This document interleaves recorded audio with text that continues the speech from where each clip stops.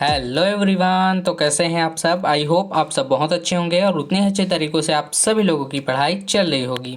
तो आज का ये वीडियो बहुत खास होने वाला है क्योंकि आज के इस वीडियो में मैं आपके लिए लेकर आ चुका हूँ BA first year examination 2024 home science का फर्स्ट पेपर, जो कि एनाटॉमी फिजियोलॉजी एंड हाइजीन पे यहाँ पे आधारित है। ये क्लियर टाइम दिया हुआ है 3 आवर्स का, मैक्सिमम मार्क्स दिए हुए हैं 50।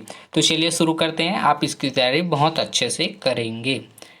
तो यहाँ पे आप देख सकते हैं यूनिट 1 से आया हुआ क्वेश्चन पहला है। यहाँ पे ऊतक को परिभाषित कीजिए एवं ऊतक के प्रकार लिखिए। देखिए ऊतक तो बहुत प्रकार के होते हैं, आपने पढ़ा होगा। आपने कक्षा 10वीं में ही ऊतक के बारे में पढ़ा होगा, कक्षा 9वीं में भी दिया हुआ है यहाँ पे। तो ऊतक को परिभाषित कीजिए, जो कि सेल से मिलकर बनते हैं, मतलब 4-5 सेल से मिलकर ये बनते हैं ऊतक, कोशिका से मिलकर। क्लियर, उसको ऊतक कहते हैं। उसके बाद ऊतक के प्रकार भी आपको लिखने हैं, तो प्रकार आप अच्छे से पढ़ लेंगे। उसके बाद अथवा में दिया हुआ है उसी के मांसपेशियाँ की रचना, प्रकार एवं कार्यों का वर्णन कीजिए। ये थोड़ा सा लंबा वो उत्तर बनेगा इसका। मांसपेशियाँ की रचना कैसे होते हैं ये भी आपको बताना है, साथ ही प्रकार और उनके कार्य क्या है मांसपेशियों का, ये आपको बताना है। मांसपेशियाँ बहुत ही जरूरी है। क्लियर।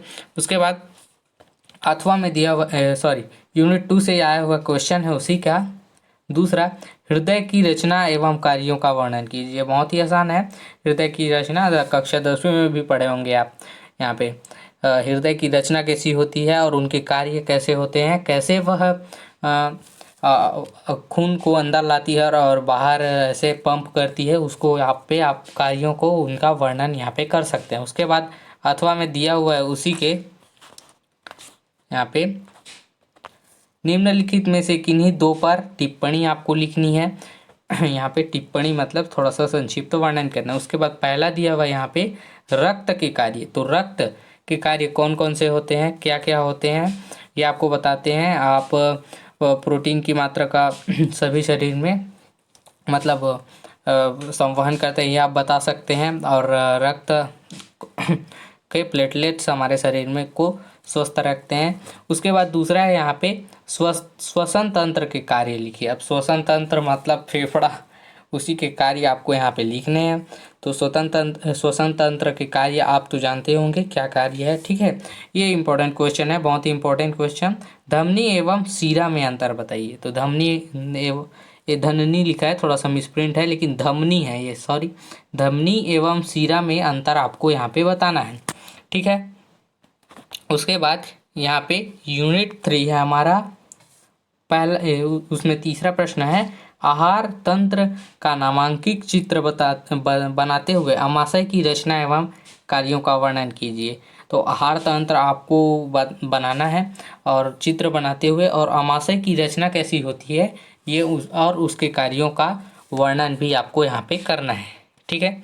उसके बाद अथवा में दिया हुआ है उसी के वृक्क की रचना एवं कार्य लिखिए। तो वृक्क किस प्रकार की रचना होती है, वृक्क की कैसी रचना होती है और उसके कार्य क्या होते हैं, भाई आपको लिखने हैं। वृक्क मतलब किडनी है ना, तो ये आपको उसके कार्य यहाँ पे लिखने हैं, ठीक है।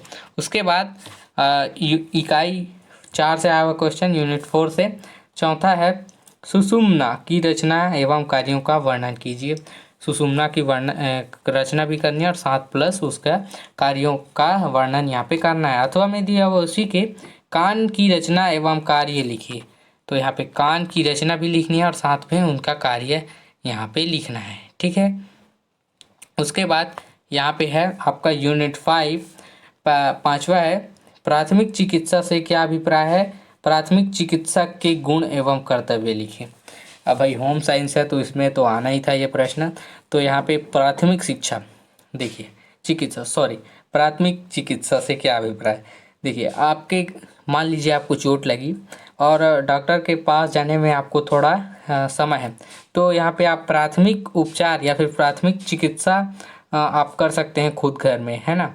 बहुत सारी चीज़ें होती हैं जो आपके लिए आपके घर में काम हो सकती हैं और लाभदायक भी हो सकती हैं, ठीक है।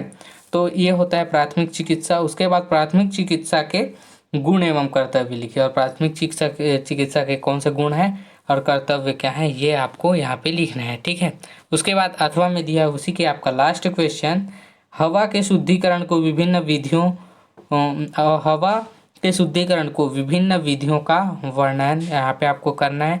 किन किन तरीकों से हवा को शुद्ध किया जाता है ये आपको प्यूरिफिकेशन को सिद्ध यहाँ पे करना है। क्लियर, तो ये रहा भाई आपका पेपर फर्स्ट जो कि होम साइंस का है, जो कि एनाटॉमी और यहाँ पे फिजियोलॉजी एंड हाइजीन पे आधारित है। आई होप ये पूरा वीडियो आप लोगों के लिए यूज़फुल रहा होगा, और यूज़फुल रहा तो अपने दोस्तों को भी शेयर करें और बताएं उनको भी। ठीक है, और अगर आप हमारे चैनल में नए हैं तो हमारे चैनल को सब्सक्राइब करें। तो मिलते हैं जी को यूज़फुल वीडियो के साथ में, तब तक के लिए धन्यवाद।